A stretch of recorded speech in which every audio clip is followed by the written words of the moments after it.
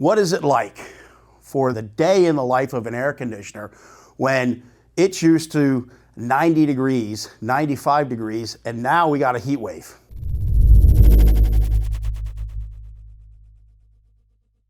Your air conditioning system, when the heat is on, is working overtime. What do I mean by that? Well, your systems, the systems that you have in your home or your building are designed within certain design parameters, certain temperature ranges. The ranges that the engineers feel for that particular climate are going to be typical for it to operate in.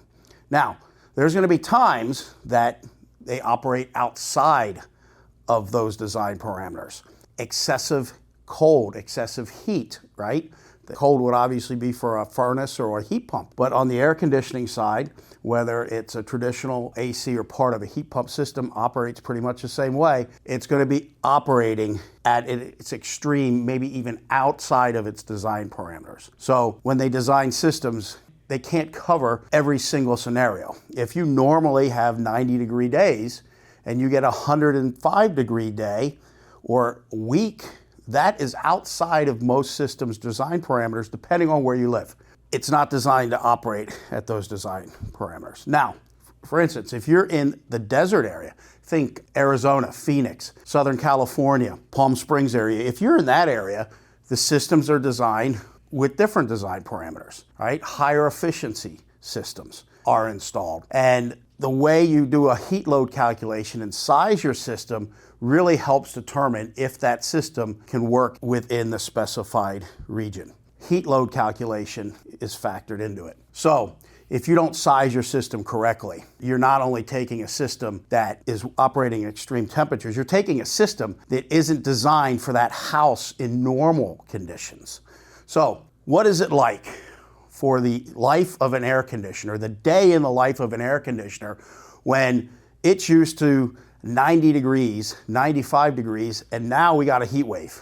Think 100 degrees, 105, 110, or in some desert climates, 117 to 120 degrees can be experienced. Or think areas like Florida, right, where you've got heat and then you've got a lot of humidity. Think in those terms, and now think what it would be like for you exercising in 70-degree temperatures, or even those 90-degree temperatures, maybe temperatures you're normally used to for a particular time of year. The humidity's pretty much what you're used to, and you're conditioned to work out in those conditions. You do it every day, 3 times a week. You go through your workout, and while it's strenuous, it's well within your comfort level because you've conditioned yourself.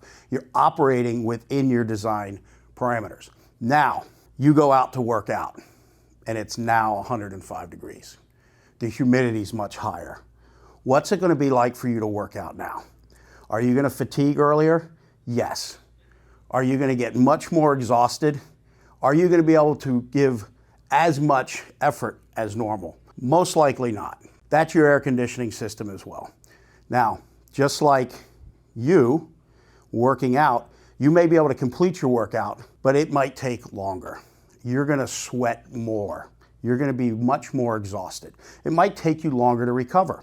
Now imagine doing that every day in those high elevated temperatures. How long could you keep that up? Could you continue to do it, or will you eventually wear out? Well, it depends your physical conditioning to start with, right?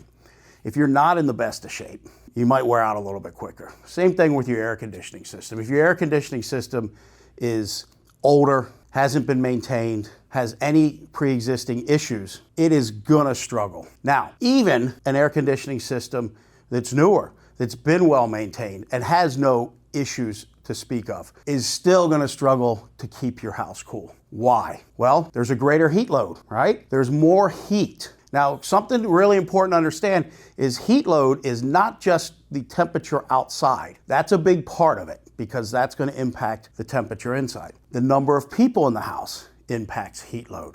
If you got 2 people living in a house and then you got company come stay and now you got 6 people living in the house, that contributes to the heat load.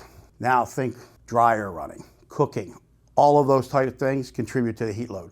But for this point, let's just stick to the temperature. That air conditioning system is going to have to work longer and harder to accomplish reaching the temperature you set it at. So with that in mind, be patient. If you've had your system maintained, you know there's no underlying issues, and it's not an aged system, be patient. If you think it's being excessive time to get the house cool or the building cool, or it's consistently seems to be struggling as the days go on, you might want to get your system looked at. If it's an older system, you know you have issues, you've had it maintained, but there's some areas of concern, then that's really going to take a toll.